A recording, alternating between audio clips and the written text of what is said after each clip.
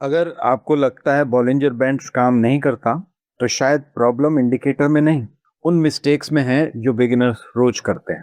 आज हम वही मिस्टेक्स देखेंगे जो ट्रेडर्स को लॉस करवाती है, और शायद आपको भी पता नहीं होगा कि आप उनमें से कुछ ऑलरेडी कर रहे हो।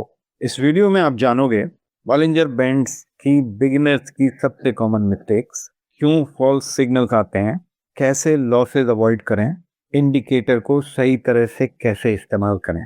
अगर आप बॉलिंजर बैंड्स यूज करते हो तो ये वीडियो आपके रिजल्ट्स बदल सकता है। Quick reminder, Bollinger bands price के अराउंड रेंज दिखाता है, लेकिन प्रॉब्लम इंडिकेटर में नहीं, उसकी गलत इंटरप्रिटेशन से होती है, और यहीं से मिस्टेक शुरू होती है। मैं आपको 7 ऐसी गलतियां बताऊंगा जो अगर आप अवॉइड कर दो तो बॉलिंजर बैंड से ट्रेड करना कहीं ज्यादा स्मार्ट और कॉन्फिडेंट हो जाएगा। और इनमें से सबसे खतरनाक गलती कौन सी लगी, कमेंट्स में जरूर बताना। मिस्टेक नंबर 1, हर बैंड टच पर ट्रेड कर लेना। बहुत लोग सोचते हैं प्राइस अपर बैंड को टच करे तो सेल करो, प्राइस लोअर बैंड को टच करे तो बाय करो। ये सबसे कॉमन बिगिनर्स मिस्टेक है, और शायद आप ये जानते भी होंगे, क्योंकि स्ट्रॉन्ग ट्रेंड में प्राइस बार बार अपर बैंड को टच कर सकता है और ऊपर जाता रहता है, मतलब सिर्फ टच सिग्नल नहीं है। यही लोग जल्दी एंट्री लेकर फंस जाते हैं। मिस्टेक नंबर 2, ट्रेंड मार्केट को रेंज समझ लेना। जब मार्केट ट्रेंड में होता है तो बॉलिंजर बैंड सपोर्ट रेजिस्टेंस की तरह बिहेव नहीं करता, लेकिन बिगिनर्स हर अपर बैंड को सेल करने लग जाते हैं और हर लोअर बैंड पर बाय। रिजल्ट, ट्रेंड उन्हें बार बार स्टॉप लॉस देता है। पहले मार्केट कंडीशन समझो, ट्रेंड है या साइडवेज। लेकिन ट्विस्ट यहीं पर है, सेम इंडिकेटर रेंज मार्केट में अच्छा काम करता है और ट्रेंड मार्केट में आपको ट्रैप कर सकता है। मिस्टेक 3, ब्रेकआउट कैंडल के बाद लेट एंट्री लेना। प्राइस बैंड के बाहर निकला, कैंडल बड़ी थी और बिगिनर एक्साइटमेंट में एंट्री ले लेते हैं, लेकिन कई बार मूव ऑलरेडी हो चुका होता है।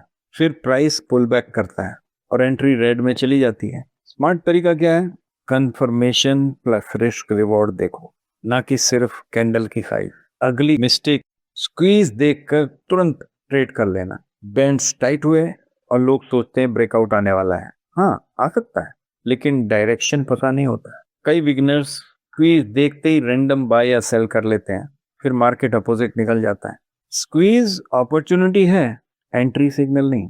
अब इंपॉर्टेंट पार्ट देखो, कई लोग सेटअप सही देखते हैं फिर भी लॉस करते हैं। क्यों? क्योंकि अगली गलती सबसे डेंजरस। मिस्टेक 5, स्टॉप लॉस बहुत टाइट रखना। बॉलिंजर बैंड्स वोलेटिलिटी इंडिकेटर है, मतलब प्राइस नेचुरली मूव करेगा।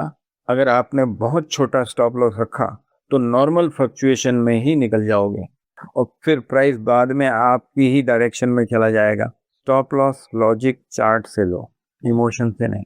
Mistake number 6, settings blindly copy करना। किसी ने कहा 20 और 2 बेस्ट है, किसी ने कहा 50 पीरियड यूज करो, और बिगिनर्स ब्लाइंडली कॉपी कर लेते हैं बिना टाइम फ्रेम समझे, बिना एसेट को समझे, बिना टेस्टिंग किए। हर सेटिंग हर चार्ट पर सेम काम नहीं करती। सेटिंग्स वाली वीडियो प्लेलिस्ट में आगे आएगी, उसे जरूर देखिएगा बाद में। मिस्टेक नंबर 7, इंडिकेटर का अलोन यूज करना। अगर आप सिर्फ बॉलिंजर बैंड्स देखकर ही ट्रेड लेते हो तो सिग्नल्स वीक हो सकते हैं। इंडिकेटर कॉन्टेक्स्ट देता है, डिसीजन नहीं। Price action, trend, candle behaviour, इनको इग्नोर मत करो। यही एक्सपीरियंस ट्रेडर्स अलग हो जाते हैं। बॉलिंजर बैंड्स मुश्किल दे सकता है जब चॉपी मार्केट हो, न्यूज स्पाइक हो, लो लिक्विडिटी हो, रैंडम साइडवेज नॉइज हो। इसलिए हर सेटअप ट्रेड नहीं होता। अगर आप बिगिनर हो या एक्सपीरियंस भी हो लेकिन गलती कर रहे हो तो ये 5 रूल याद रखना। Band touch equal to signal नहीं है। ट्रेंड को पहले पहचानो। Squeeze equal to wait for confirmation. Stop loss logical रखो। इंडिकेटर अकेला इस्तेमाल मत करो। बस इतना फॉलो किया तो आपके मिस्टेक्स तुरंत कम हो जाएंगे। अब सवाल आता है, अगर मिस्टेक्स अवॉइड कर ली तो प्रॉफिटेबली यूज कैसे करें। नेक्स्ट वीडियो में हम देखेंगे best Bollinger strategy for intraday, जहां हम बात करेंगे एंट्री कहाँ है, एग्जिट कहाँ है और कौन सा सेटअप काम करता है। अगर ये वीडियो यूजफुल लगी तो अगले वीडियो में मिलते हैं।